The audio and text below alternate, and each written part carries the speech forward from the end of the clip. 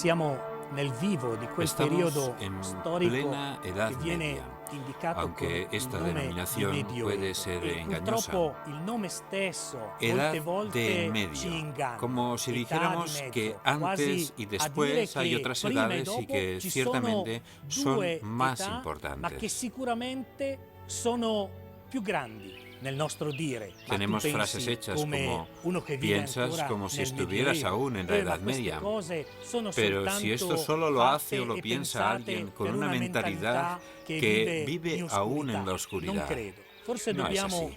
Quizá imparare a debiéramos riconoscere empezar a darnos che in cuenta questa de que en età esta época brilla in de maniera forma ejemplar esemplare el gran grande acuerdo accordo entre fra el l'uomo hombre que che piensa pensa e y el l'uomo hombre che que agisce. actúa. Ma su che cosa? ¿Pero sobre Io qué? come Yo como franciscano franciscano lo tengo davanti ante mí tutti i cada giorni. día. Quando Cuando me pongo mattina cada mi mañana infilo la questo túnica saio que Francisco quiso que ha fuera voluto de in una forma determinada, particolare, la forma de di cruz.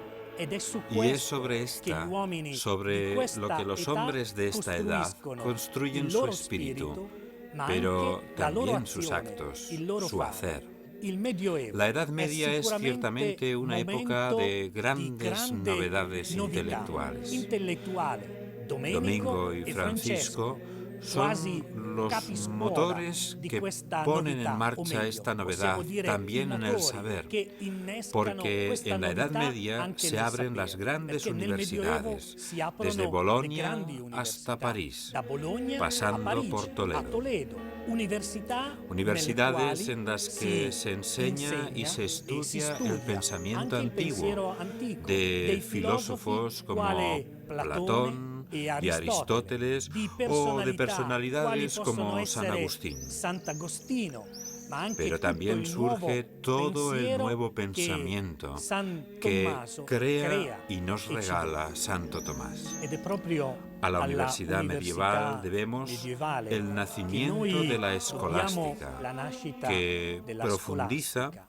en la relación approfondisce entre la el relazione conocimiento fra la científico conoscenza y el conocimiento scientifica teológico e o la revelación conoscenza divina. teologica o la rivelazione divina.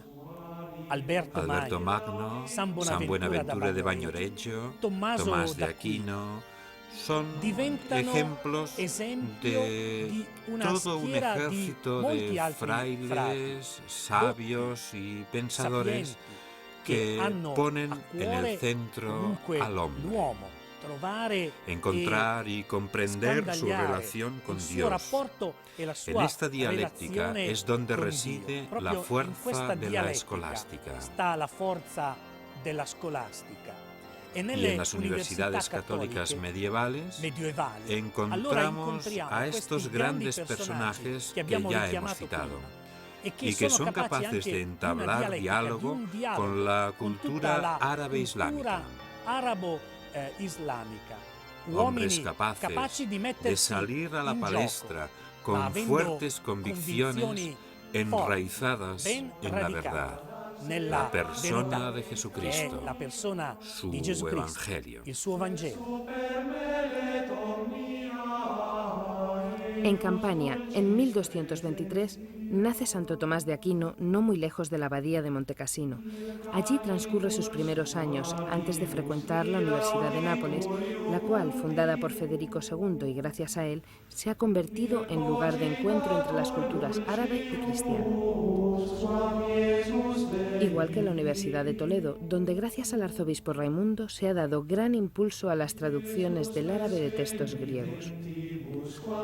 Nápoles, Palermo y Toledo eran tierras limítrofes con la cultura musulmana. Todo el sur de Italia estaba viviendo con Federico un gran momento cultural en todos los aspectos, por lo cual no podían quedar fuera de este despertar también las culturas árabe y griega clásica. Pero volvamos a Tomás y sus estudios en Nápoles. Allí conoce a los frailes predicadores de Santo Domingo y en el año 1244 se une a ellos. El mismo superior de los dominicos envía a Tomás a continuar sus estudios en París. Allí encontrará a otro predicador, Alberto de Colonia, que será conocido como Alberto Magno por sus grandes dotes y capacidades.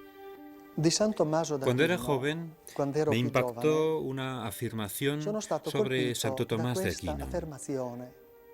que Santo Tomás enseñaba aquello que vivía. Y por ello me pareció que el santo era un auténtico hijo de Santo Domingo, del cual se decía que predicaba aquello que había vivido. Santo Tomás de Aquino, en la primera cuestión de la Summa Teológica, recuerda que la teología es una ciencia.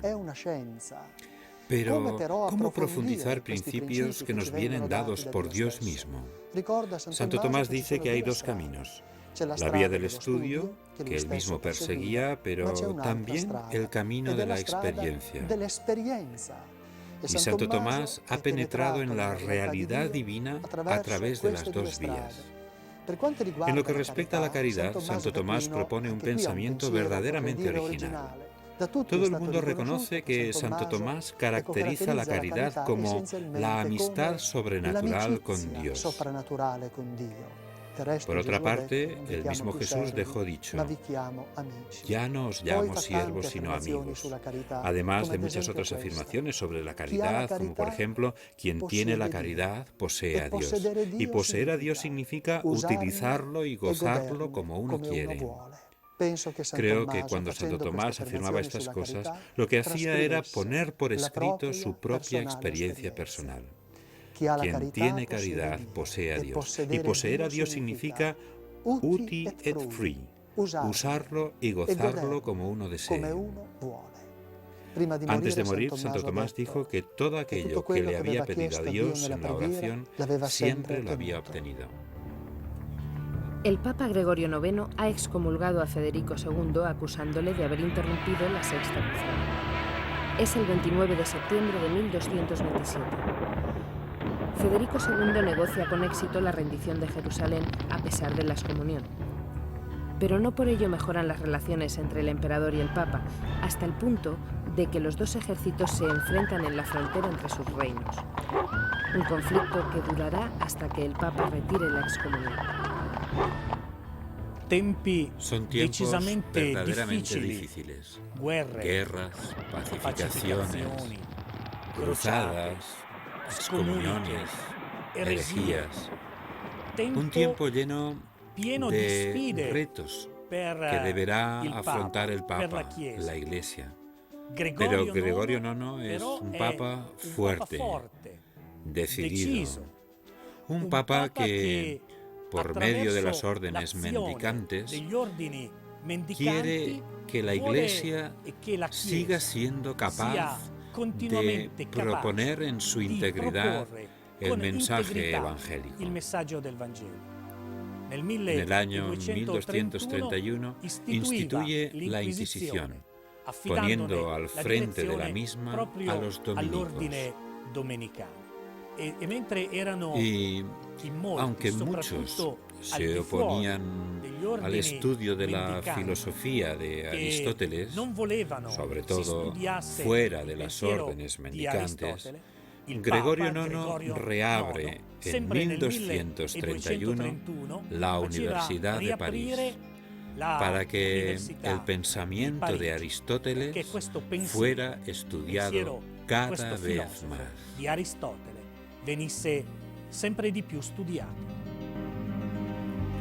En este clima llega Santo Tomás a París, enviado por sus superiores para estudiar en su universidad y convertirse en profesor de ella. Más adelante enfermará en Italia y morirá en el año 1274 en la abadía cisterciense de Fossanova, entre Nápoles y Roma, donde se alojaba.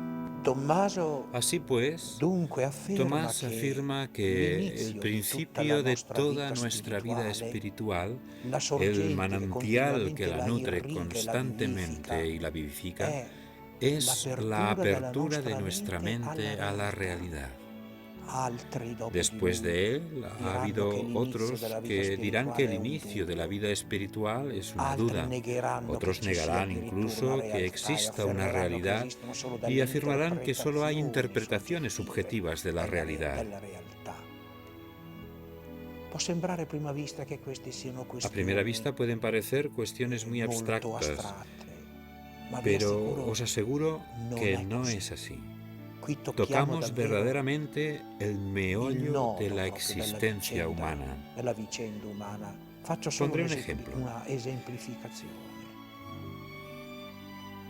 Si tiene razón Tomás, entonces, ¿qué quiere decir educar a una persona? Quiere decir introducirla en la realidad. Pero si solo existen interpretaciones de la realidad y no la realidad, construcciones subjetivas de la persona, del hombre, ¿qué quiere decir educar a una persona? No se entiende el sentido que puede tener la educación y nos encontramos frente a algo que no dudo en llamar el derrumbe de la educación contemporánea. Por tanto, estos grandes maestros del pensamiento cristiano tienen algo importante que enseñarnos. Porque, no lo olvidemos, la historia de la Iglesia, la tradición de la Iglesia es una cosa viva. Y nosotros vivimos aún de estos hombres. Y vivimos todavía con la elección que hicieron Francisco y Domingo, del pensamiento de Tomás, Buenaventura y Alberto Magno. Nos nutrimos todavía de ellos, aunque no seamos conscientes. Somos como niños que se suben a los hombros de un gigante. Y sentado en los hombros del gigante, el niño ve más allá que el mismo gigante, porque está más arriba. Si bajara, aunque fuera solo un momento, no vería apenas nada, porque es pequeño. Así nosotros hoy, los fieles de la Iglesia Católica, estamos sentados en los hombros de estos gigantes y, en cierto modo, vemos más allá de lo que vieron ellos, porque la tradición de la Iglesia es el camino de la Iglesia hacia la plenitud de la verdad que Dios, en Cristo, nos ha revelado. Estamos ahora en Roma. El Papa Benedicto XVI, como es tradición, guía la procesión del Corpus Christi. El momento culminante es cuando todos se arrodillan ante la hostia consagrada. Jesús está presente entre nosotros. El Papa Benedicto XVI, siendo todavía cardenal, escribió y dijo que sin adoración no puede cambiar el mundo. Pensemos que Santo Tomás, en una homilía para el Corpus Christi, decía, parafraseando un párrafo del Deuteronomio: ¿quién es más afortunado que nosotros, pueblo de Dios, que tenemos a Dios tan cerca? Rechazar la adoración significaría no querer a Dios cerca, como escribió Ratzinger en un célebre libro que se titula precisamente El Dios cercano. Adorar a Dios. Hay un lugar especial en la historia de la Iglesia Católica, Orvieto. Allí, en la capilla decorada con frescos del dominico Beato Angelico, se conserva la reliquia del corporal, milagro de la hostia consagrada que empapa de sangre la tela del corporal. La historia de la Iglesia Católica se enriquece con este milagro para que el pueblo de Dios no se olvide de adorarlo y glorificarlo. En torno a Jesús, presente en la Eucaristía, se construyen catedrales que se convierten en pilares de una civilización que tiene su centro en Cristo. Así, Orvieto y su catedral son también historia escrita con piedra, colores y signos. Aquí y en toda la Europa de aquella gran época de la civilización que fue la Edad Media, en la que las órdenes mendicantes, los franciscanos y los dominicos, fueron los protagonistas, junto a todo el pueblo, en la construcción de nuestra civilización. La construcción de las mismas catedrales no es simplemente un trabajo realizado por alguien. Es una tarea que engloba de manera comunitaria a toda la masa de fieles que ofrecen su casa a Dios. La novedad más hermosa de estas obras impulsadas por la genialidad de los frailes franciscanos y dominicos, está en el hecho de que lo que se construye no se abandona una vez realizado. Necesita un mantenimiento y a su alrededor se va creando toda una red económica.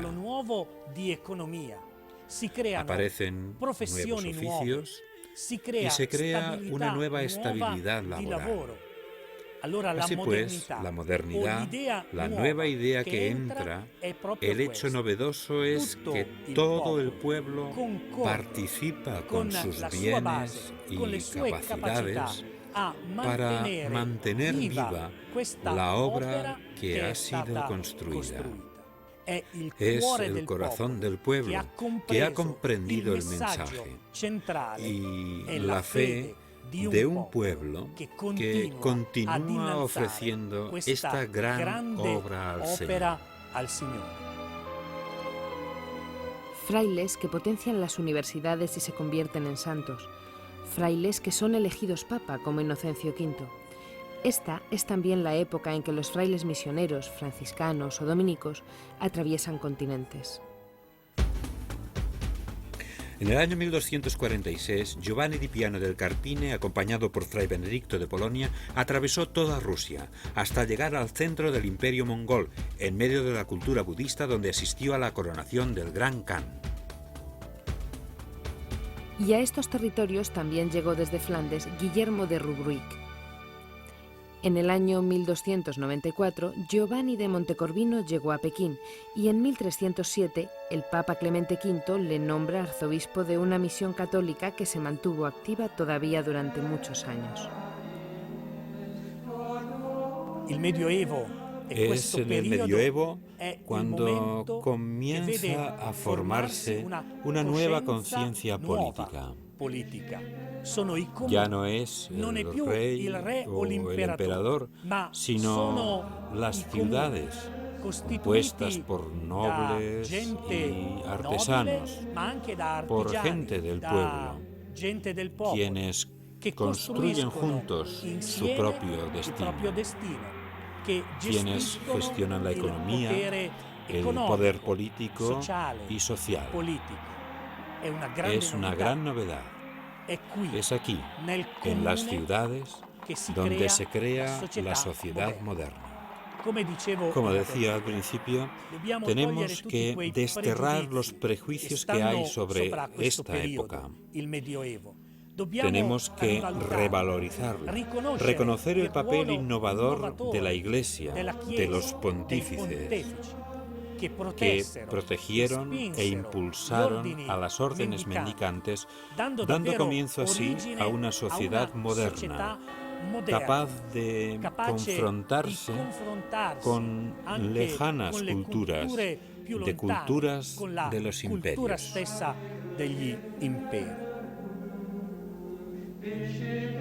Enfrentarse a la cultura de los imperios significa, tanto ayer como hoy, acercarse a los más débiles y necesitados, a los enfermos. Y junto a las órdenes mendicantes, totalmente inmersas en una vida de caridad, nacen y se desarrollan durante todo el medioevo, hasta llegar a nuestros días toda una serie de organizaciones de asistencia concreta a los pobres, a los niños, a los ancianos y a los enfermos. Organizaciones tanto de religiosos como de laicos. Es en estos siglos cuando nacen las confraternidades, muchas de las cuales siguen activas en la actualidad. Hemos llegado al final de este capítulo de la historia de la Iglesia Católica.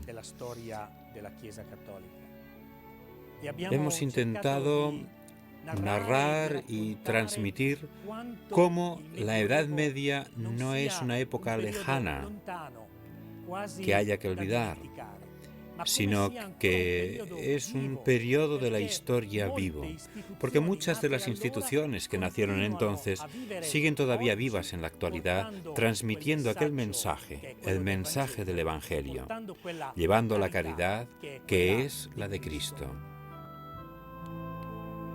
Pero no podemos cerrar este capítulo sin citar al gran poeta de la Edad Media, Dante Alighieri, del cual dijo Pablo VI en 1966: Dante Alighieri es nuestro por un derecho especial. Nuestro, de la religión católica, porque todo en él exuda amor a Cristo. Nuestro, porque amó mucho a la Iglesia, de la que cantó sus glorias. Nuestro, porque reconoció y veneró al Pontífice de Roma como el vicario de Cristo en la tierra. Oh inmensa luz que te alzas de conceptos mortales hasta mi mente, dame un poco de lo que contienes y haz de mis palabras tal arma que una brizna solo de tu gloria pueda dejar a las futuras gentes.